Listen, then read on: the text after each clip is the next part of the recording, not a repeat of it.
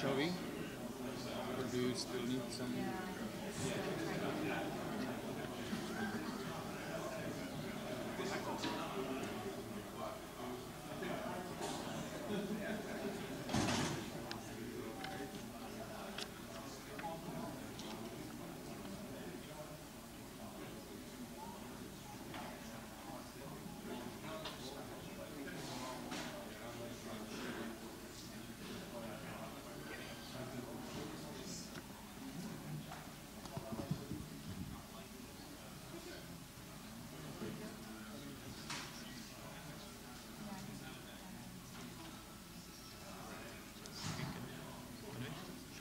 Do you want to click on? Yeah.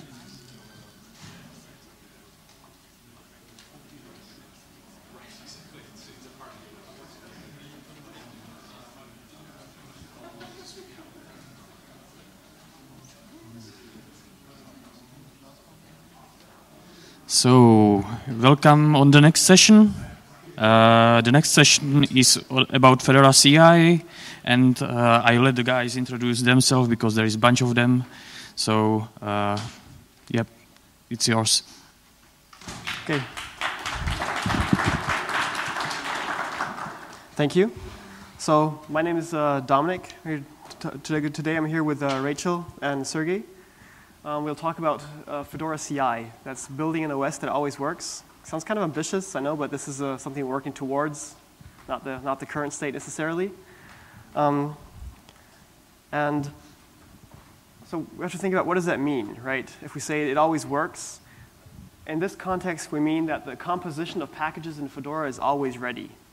Always ready to fulfill its intended purpose, to be an operating system, to really do what you want it to do. So for that to be true, we say the packages of which Fedora is composed are functioning, they're integrated, and they're coherent with one another. So they all have to do their job. They have to work together to do the overall job. And they have to work well together and make sense together and have a consistent theme. Otherwise, they'd all be a bunch of separate projects. And the concrete target that we're working towards here is to say that changes, features, stories, etc., they only land in dist-git once they're shippable, once it's really ready. That's what we want to have. That means everything's tested, everything's integrated, and everything's documented. I know this is not always the case today, but I think this is a good story to work towards. And if this is true, I think we'd all be in a better place. So you may ask yourself, how can we make that happen, right? I mean, I'm sure that nobody would disagree with the goals, but if we talk about the implementation, I think that's where the discussion really starts. And there's a social psychologist, Kurt Lewin, kind of the last century. He did a bit of research into affecting social change, because this is what we want to do, right? Fedora is a community, open source is a community, and it turns out that if you want to change something, it's better to first diminish the restraining forces. So get rid of the obstacles, get rid of whatever is stopping you from doing what you want to do, and then you increase the driving forces. If there's a real obstacle and you keep motivating someone to overcome that, it's not going to work so well. You want to get rid of the obstacles first, and then increase the motivation. In this case, I think, in the case of Fedora, I'm going to go out on a limb here and say that everyone is well motivated, that everything should work. So I think that's going to be easy. But the obstacles, that's the really challenging part. So how does that translate into practice? If we want to diminish the restraining forces that we face in Fedora right now, and we look at tests, that means tests should be as easy to contribute to as the software they validate. Sounds easy, but there are lots of different barriers and lots of projects do things differently. So we want to make this easy across the board. Tests should produce feedback into the development workflow, because that's where the changes happen, and that's where you need to see the effects of what you're doing. And tests need to be reproducible by engineers on their own machines. If you have to worry about something that you can't reproduce and can't really look at, it's very difficult as a developer to take that into consideration.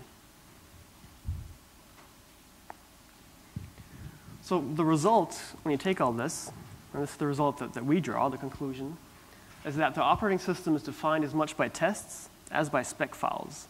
So it's not just the content, the code itself, but you also have the tests. And these two pieces are really one, right? These two work together to form the operating system. And if you look at continuous integration, I mean, everyone wants to do CI. It's a real nice buzzword. It feels good. It feels satisfying. You can say, I'm doing CI, right? That means you're doing your job well. And that's a good feeling. Nobody wants to debate that.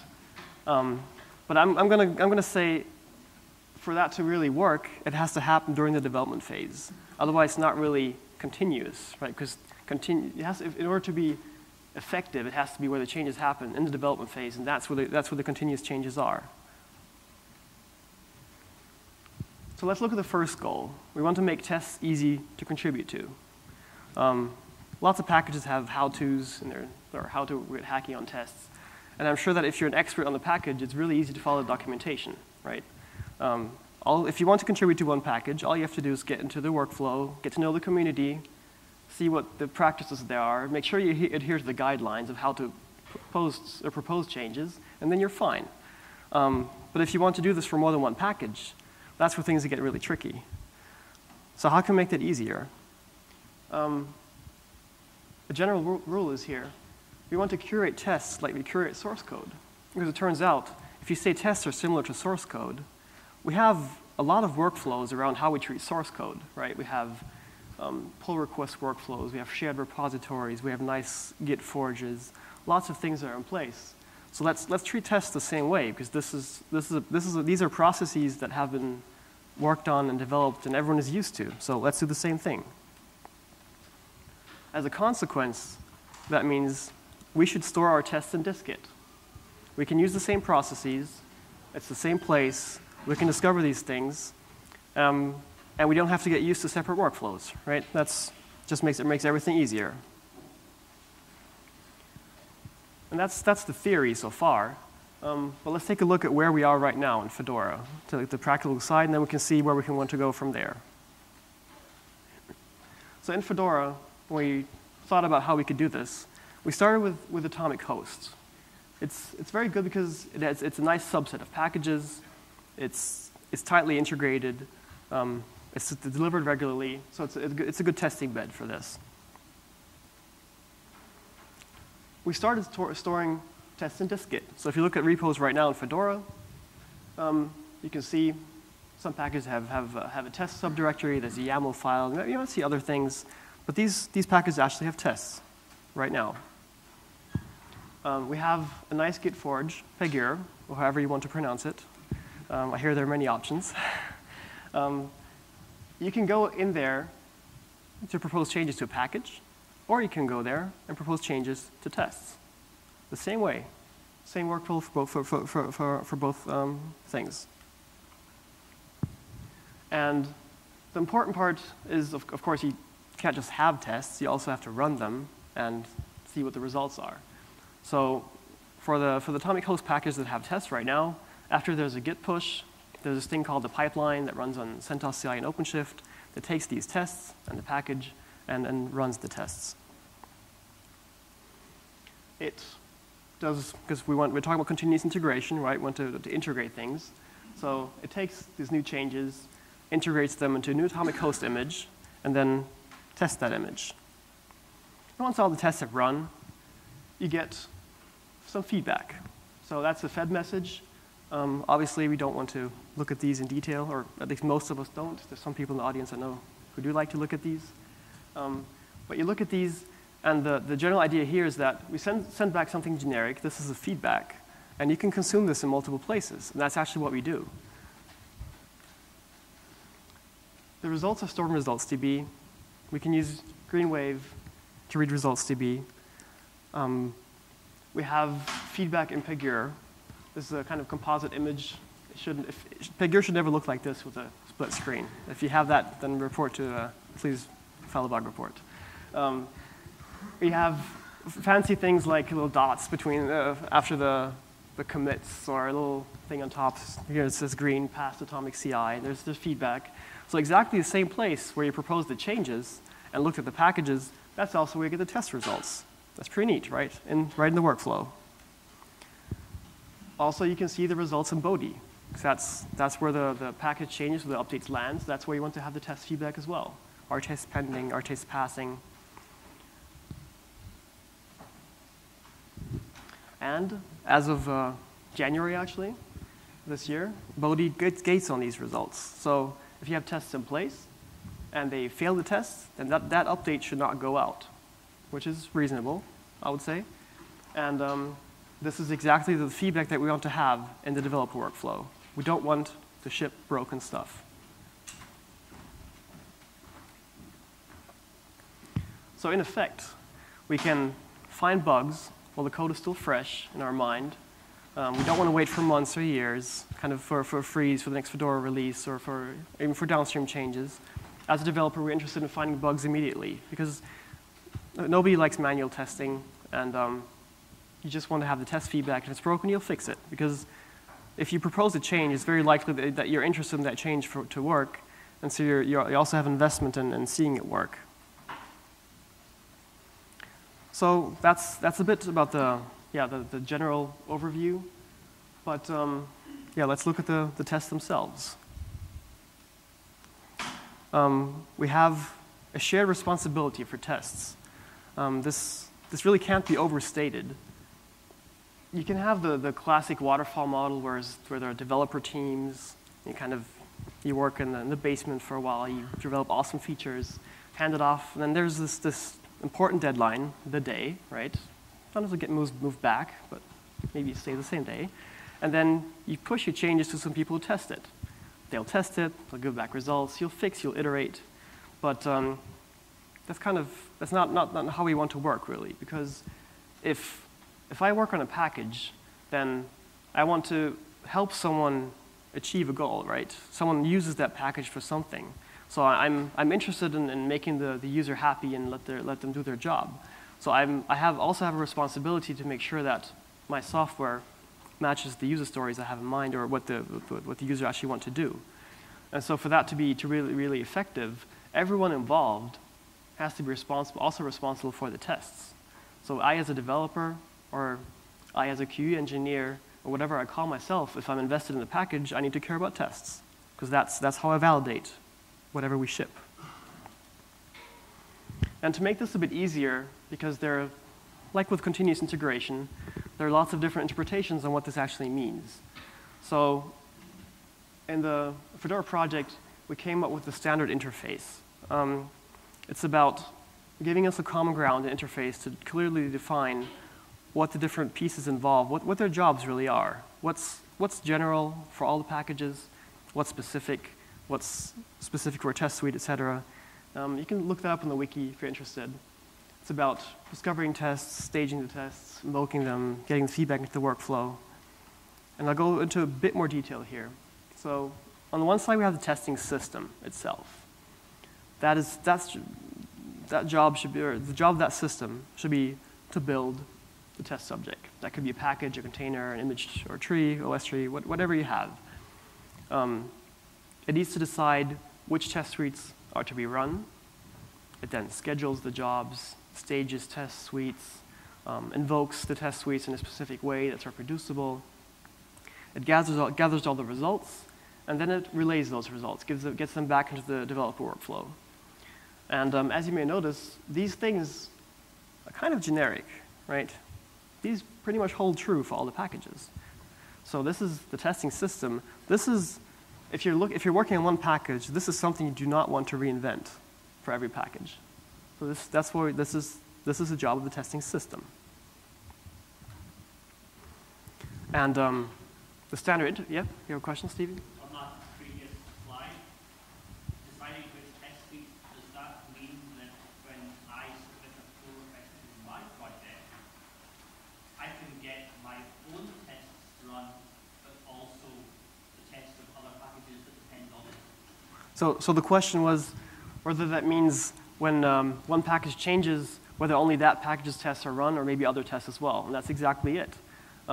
For example, you could have some kind of dependency decision to see other tests. You could have If this is for example, for an atomic host compose, you could then decide to run overall tests on it. You could say, I have enough resources right now, I'm going to run all the tests to see if your font changes broke the installer, just to state something random here, right?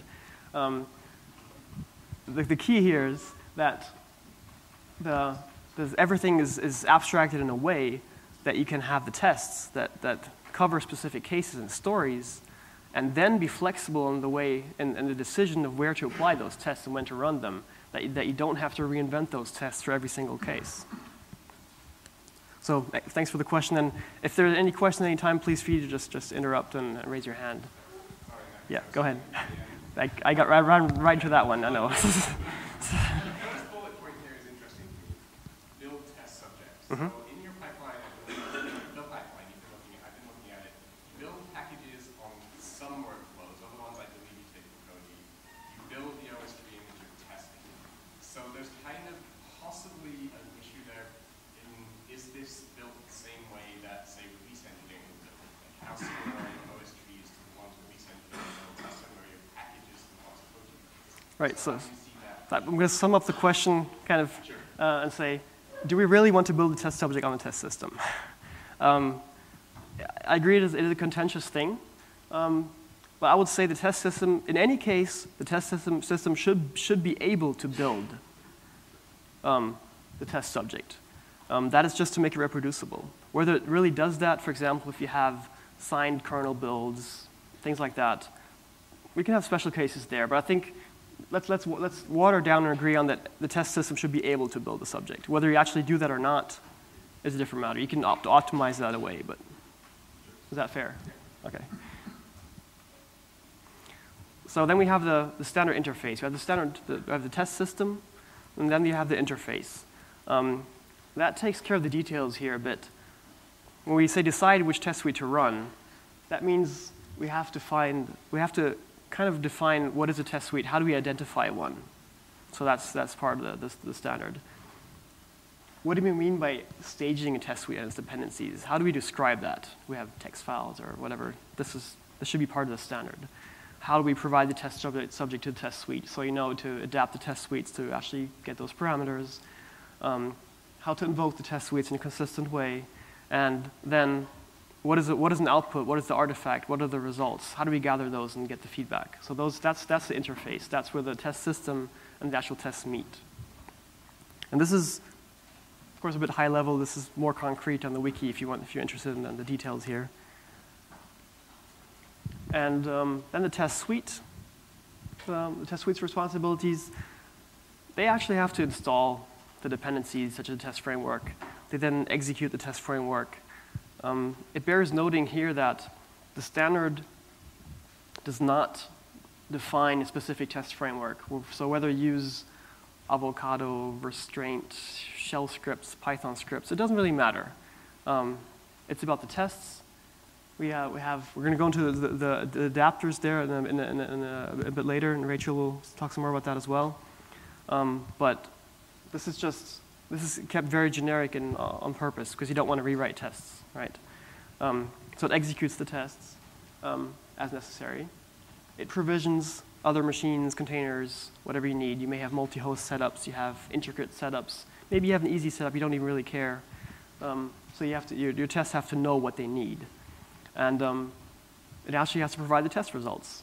Sounds kind of, sounds very easy, but it's good to have test results after you've run them.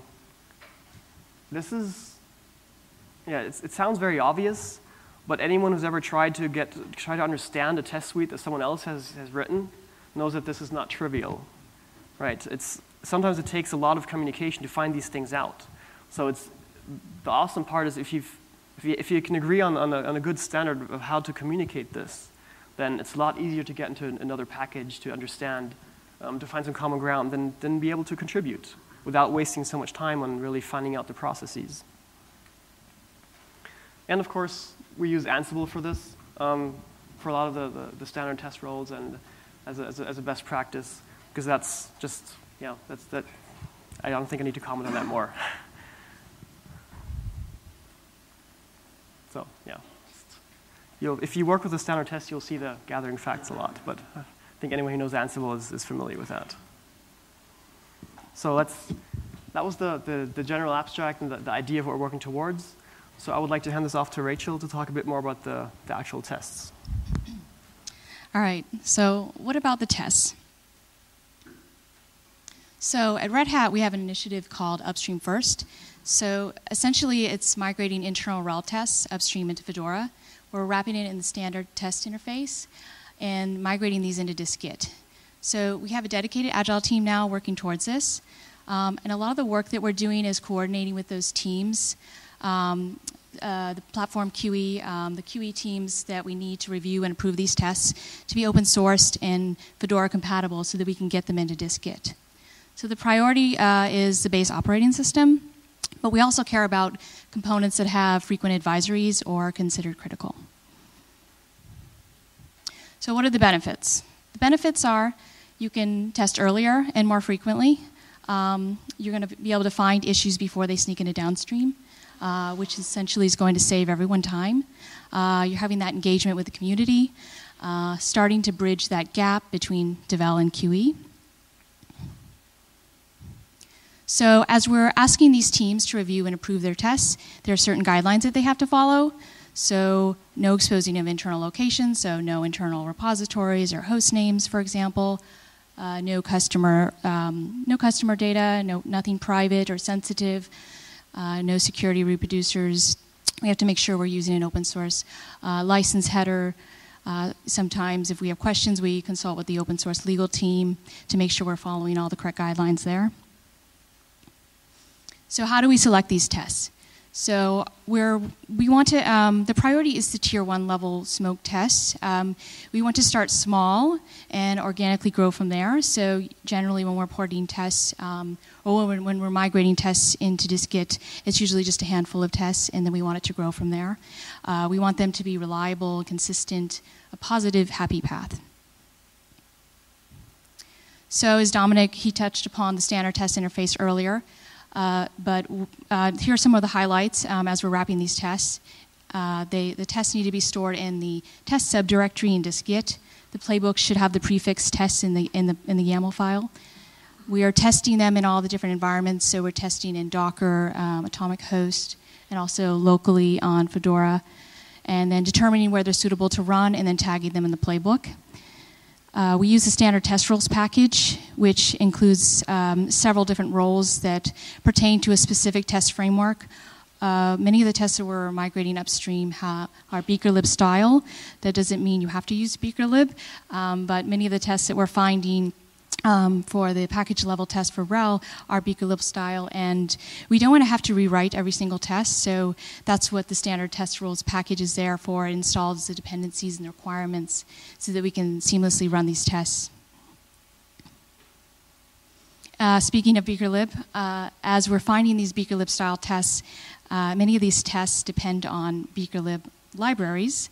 And as we're coming across these, we have a couple point people, Miroslav Vidkurti and Jakub Heger, a couple other folks. They've been open sourcing these beakerlib libraries so that they can be used with the tests that we're migrating upstream.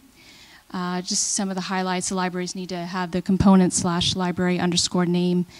They should be unique. The copper repo where they're built is listed in the last bullet there. So as long as you use a standard test RHTS role as part of the standard test roles package, you drop it in your playbook, then you can make use of those libraries. So this is just a snapshot of the libraries that have been open source so far. So as we find them in our sprints, we'll contact Jakub and ask him to work on open sourcing those libraries.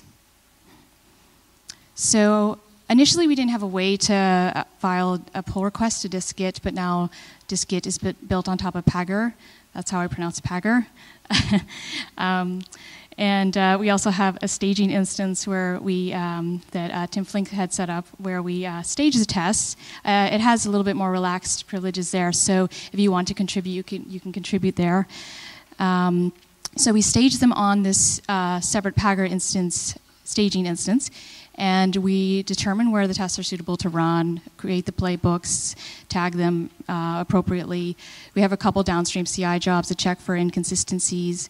If the tests fail for any reason in any of the different environments that they claim to be suitable to be run against, then we'll file an issue on the project on Pagure. And the admins will have to take care of those issues before we can migrate them to dist-git. So once there's no more issues, it's time to file a PR.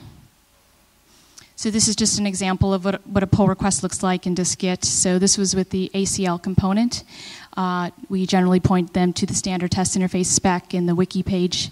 We include an example command of how we run the tests in all the different environments. And then we include a snippet of the logs to show where they're passing. Sometimes the tests are migrated right away. Sometimes they need to be reworked. And this is where we see a lot of cool stuff where QE and Devel are working together to make sure they update the tests to make them in a good state so that they can be migrated to dist-git. So what are the challenges that we face? Porting tests takes time. We're depending on the review from others. They're busy a lot of the time with their downstream related tasks. With testing RHEL. So we're waiting on these reviews, and we need to have a good backlog so that we can take the tests and get them Fedora compatible, open source ready, so that we can migrate them upstream. Testing them in the different environments, seeing where they're suitable to run. And then after all of that, they go through these different levels of scrutiny. But once you finally get them into dist-git or get that pull request there, sometimes they need to be reworked further. So what are the roles and responsibilities? So for Devel, support QE is a priority, and that goes both ways. QE should support Devel as well as a priority. Devel is going to essentially own these tests, but QE will be there to support them. It really should be a joint ownership between the two of them. They should help QE with migration as needed. They should help maintain and fix the tests if they need updates. Maybe if there's a new feature and the script breaks. Of course, they'll be gated, so they're going to have to work with QE to get these scripts updated, contribute to new test development. Both of them should be working on that. QE, same thing, support Devel as a priority, define these best practices and guidelines as we're going along, socialize it, both downstream and upstream, whether it's through workshops, trainings, presentations like this. Review and approve new tests to be open source so that we can continue working on this effort. So let's take a look at the progress we've made. So this is the Pagure instance that I was referring to earlier, where we stage our tests. We have 100+ projects up there right now. Not all of these are migrated into dist-git. If they have any open issues, we can't migrate them, or maybe some of them use a different test framework where we're waiting on a new role to be implemented in the standard test roles, or maybe there's some pending PRs waiting. So each one of these projects obviously maps to a component and includes several different tests in the playbook, of course. And then also this is just a statistics page dashboard where we're tracking the status of the migration of the tests that we're porting to upstream staging, and also the tests that have actually been integrated into dist-git, the environments that they run in, and the pending PRs. So I'm going to hand this off to Serhii, and he's going to talk a little bit more about the standard test interface. Thank you. So having tests, it's okay, but we need something to install preconditions to run this test and to gather logs. So to do that, we use standard test roles. These roles is exactly Ansible roles, and we have several roles for each packages, and we use it for running tests. So, for example, 90% we use Bakelib role for running tests, for gathering information, for prepare environment, for testing, and pull logs. I have some tests. I try to navigate there. So it's pretty simple documentation, how to setting up the environment, how to run tests, how to run tests for atomic host, in container, and everything. So it's pretty easy. You just need to install Ansible, standard test roles, and that's it. So, and then you can run tests just executing this command, like Ansible playbook test YAML. If you want to run particular tags in tests, it could be like classic, Docker, or atomic. So you can mention this tag, and tests, you will run only this classic test, or Docker, or atomic host. So if you like to run tests inside atomic host, so you have to export Ansible inventory and test subject, and that's it. For example, if you change it for not for atomic host, for example, Docker container, it will run it on Docker container. I have some small demo I'm going to show you.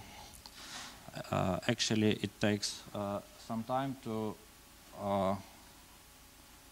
run those tests, but I increase the speed because it's presentation. So we just clone package, then we check which tags we have, this container, classic, and atomic. So, and just we run Ansible playbook, classic tests, and that's exactly what our role does. Gather information, prepare environment, run test, and full logs. And also the example for Docker container. So we run, prepare Docker, and run those tests. So we see that everything has passed. So, and this for atomic host. We mentioned the subject atomic host, image, and run tests. So, and yeah, when we see that everything is all right. Yes. That's it.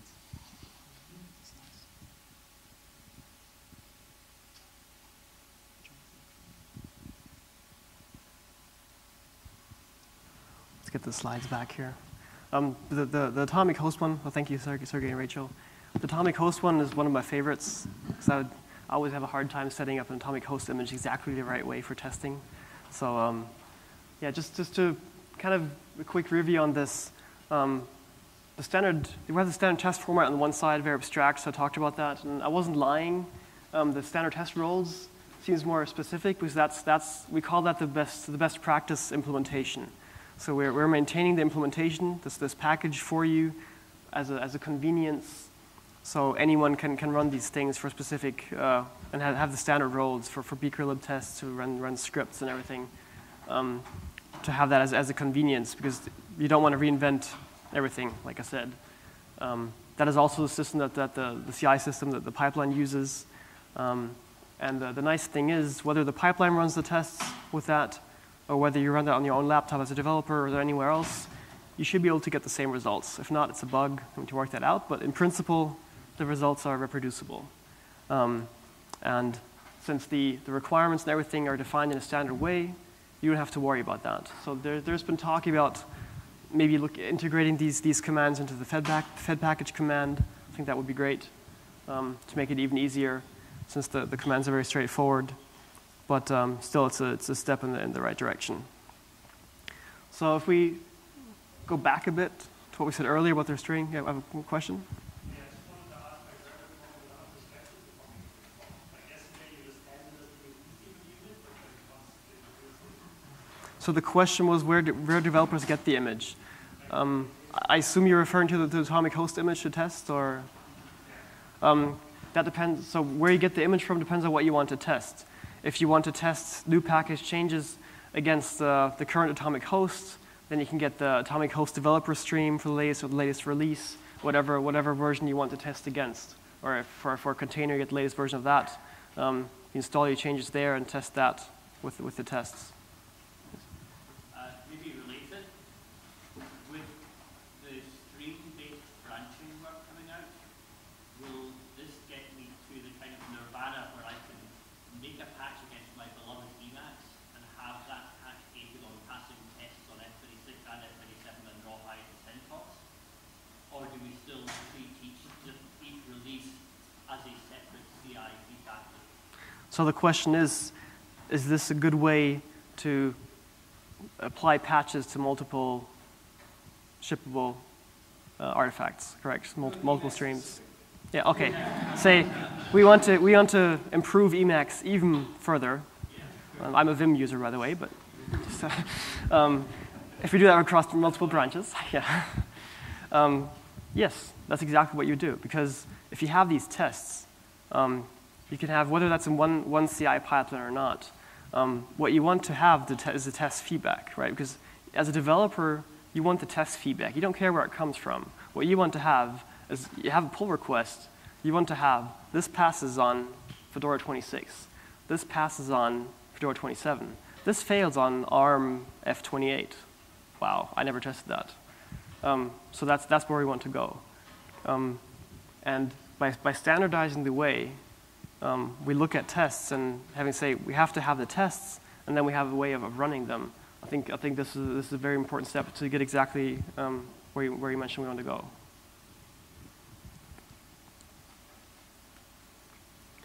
So the restraining forces I mentioned, tests should be easy to contribute to.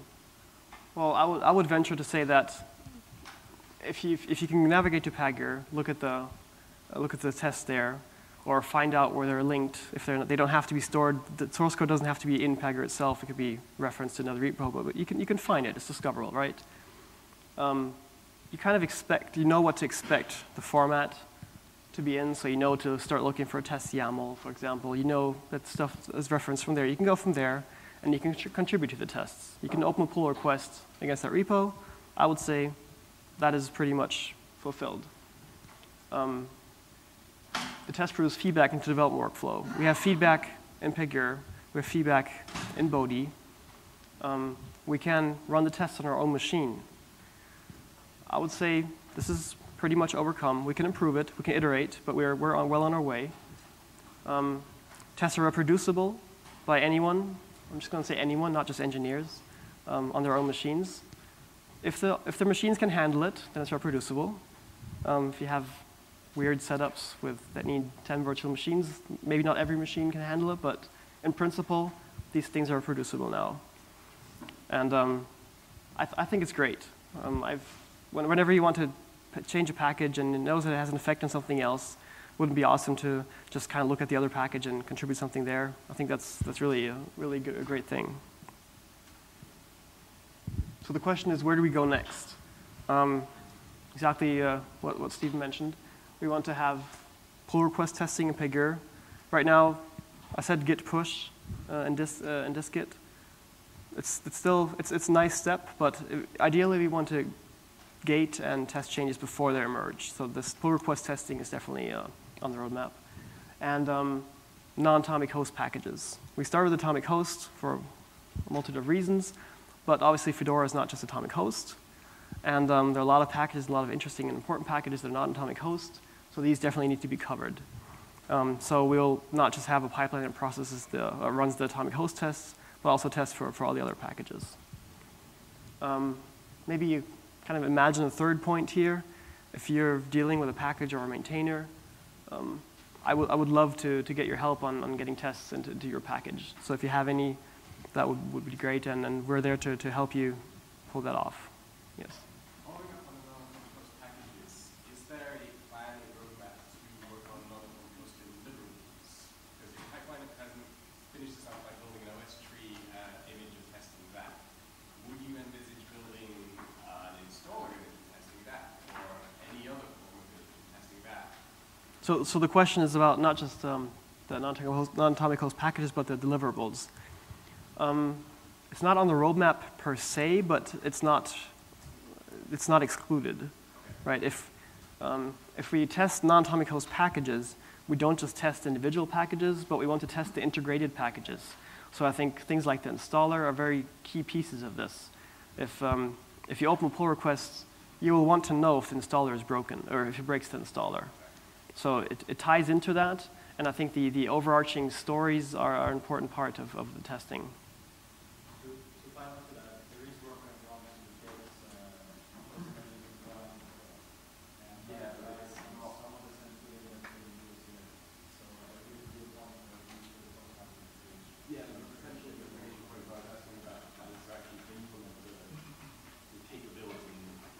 Yeah, so the comments were on that there are efforts in progress to gate composes in Rawhide. Yes. So, and ideally, or not ideal, but in practice, we're actually working together. So these efforts are interconnected, and not they don't stand on their own. In the past, had some monitoring sources in the GitHub, for example, to my package, but now don't have this feature. In this test, would we have some things like that, monitoring the new release of my package, or don't have it? So the question was, I'm not sure I understand the question, about monitoring the release of the package? For example, I have the package mtop version 1, and the upstream servers have 1.1. This is new release already done for me, but my package is not great for this new release. I usually receive some alerts, like in the past, because now I don't receive more. So the question is, if upstream things change, do you get notified? If these tests are in place, these don't need to be limited to Fedora, right? So you could be using, or I always say tests should go as far upstream as possible. So if there's an upstream project to Fedora, you should see if you could put your tests there. See if maybe they already are there. Maybe they are in a specific framework we can reuse in Fedora. And then you can link those pieces together to make sure that when there are changes happening there, you can test that already. What would happen if I ship those in Fedora? Right? You can reuse the idea is to reuse the tests and reuse that knowledge, and not copy tests all over the place and implement them, but really have the same things. And if they're standardized, you can link them to other packages that maybe to their upstream that are linked to yours. So their pull requests are gated on whether they break your package. Right? If it's standardized, that's very easy to do. So that's where we want to go. Reuse the tests. If we just run them once, it's not that much of a benefit. But by standardizing them, we want to be able to run them in a flexible way in multiple places and reuse them. Whether it's for other packages, whether it's for compose level, we don't want to reinvent those user stories. And we want to reuse the expert knowledge we have. Right? If you know how your package is used, then let others benefit from that by using your user stories and your tests. And then, of course, you need more communication because you then share responsibility, but I think it's a win in the end. And it bears stating again that this is the standard test libraries are kind of a best practice, right? And the shared responsibility means exactly that. If you're a package maintainer, and someone wants to merge these tests into your repo, it's still your decision. You have to be on board. If you accept those, you accept the shared responsibility. It's kind of a promise. It's like someone merging things upstream. Sometimes they just merge one thing and disappear. Sometimes they stay on and keep maintaining things. But there's still a shared ownership, and that's something that we want to have with the tests as well. It's your decision, but keep in mind that working together, you can most likely achieve more than trying to do everything yourself. So if you have any questions, I'll happily field them right now, or you can reach us on IRC or on our Pagure Atomic CI. Yes? I have a lane management question, which is, as Upstream First is feeding tests into the pipeline, is the number of unmerged pull requests growing, shrinking, or staying the same right now? So the question was whether the number of unmerged pull requests, what's happening to that in relation to the other tests going in. I think it's actually staying the same. As we're migrating. So we have a As we're migrating more tests, I'm seeing more of them getting. I just saw 2 more that were merged this week, actually. So as we're migrating more are getting merged, and then we're following up with them every week. So whether it's through emailing the packagers or doing it in the comment of the pull request, we're always continuing to follow up, and eventually they do get merged. So it's pretty much staying the same. I have a similar question, but from a different angle. So as those PRs with the tests emerge, how many PRs for actual code changes are being caught and for the packages that are in the pipeline? So the question was, as these tests are merged, what's happening to the actual? What is the effect on the code changes? There have been a few things that have been caught. I would say the impact there will be more impact once we have pull request testing, obviously. And right now, this is more of since these tests, a lot of these tests that have been brought upstream already existed for a long time. I would say it was very unlikely that they would uncover anything grave right now.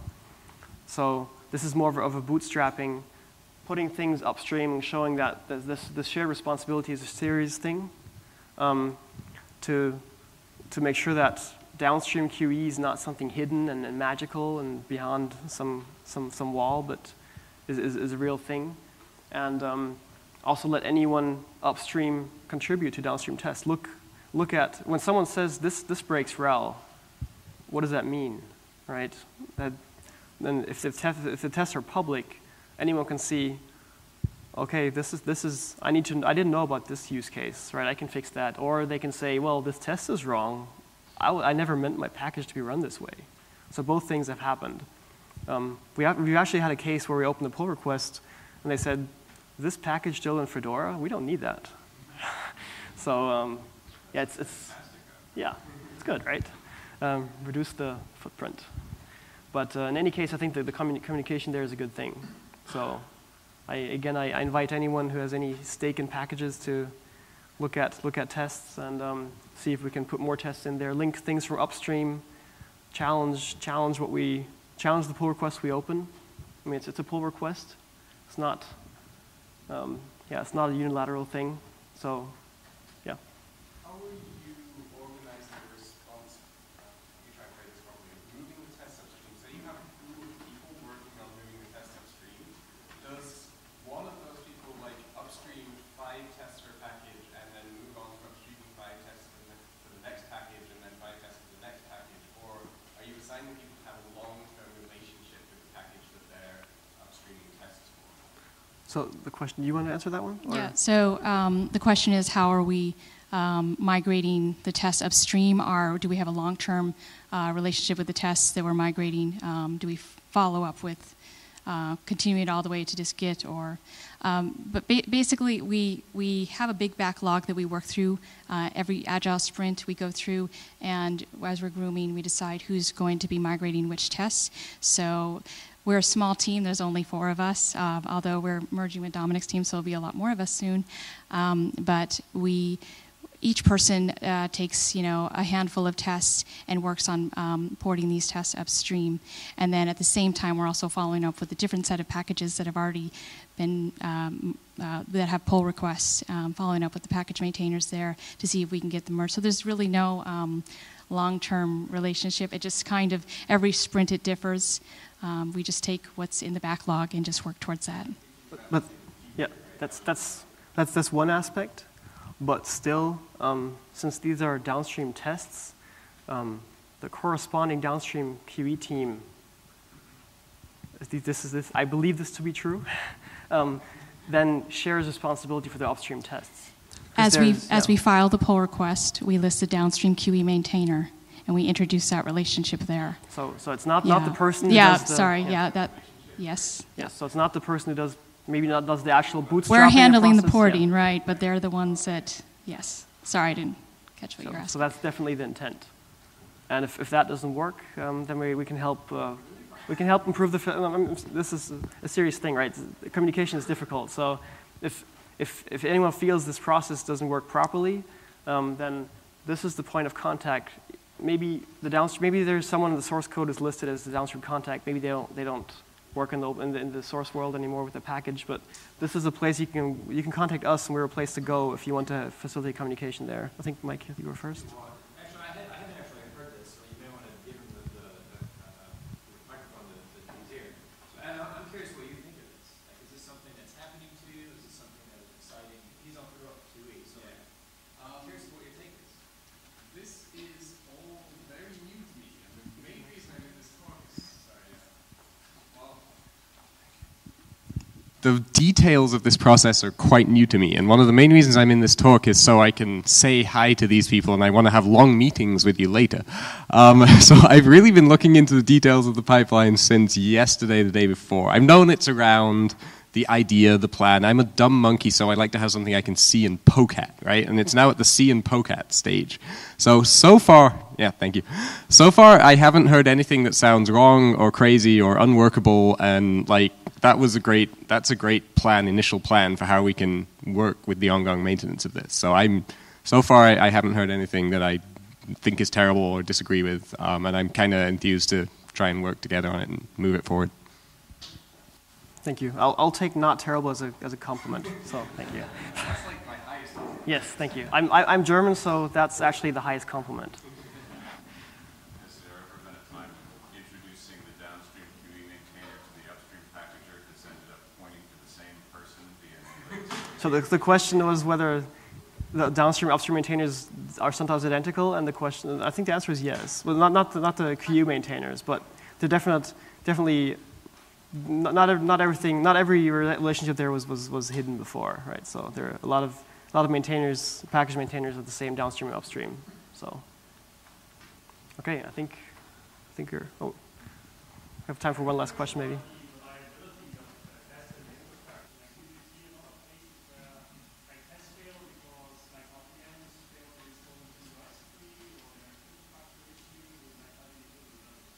So the question is about infrastructure reliability. We use the CentOS CI cluster, so there's a lot of redundancy built in there, and so far we haven't had many issues really with with that. There are things in development right now to re-trigger tests. So I think Pierre, does he have something else? Rats. Yeah, an awesome tool called Rats. I love the name. The re-triggering system. Is there to help you in those cases. So with your itchy retrigger finger, Martin, I know you have, you'll be in a good place. The other thing is like the targets of S3 is trying to install dependent OpTM into the S3 might just fail because OpTM S3 is broken. Yeah, so there was a dig at OS tree and installing packages, but the pipeline has solved all those things pretty well. So that's very stable. So we're out of time. If you have questions, please come up to us and ask us. And thanks for your attention.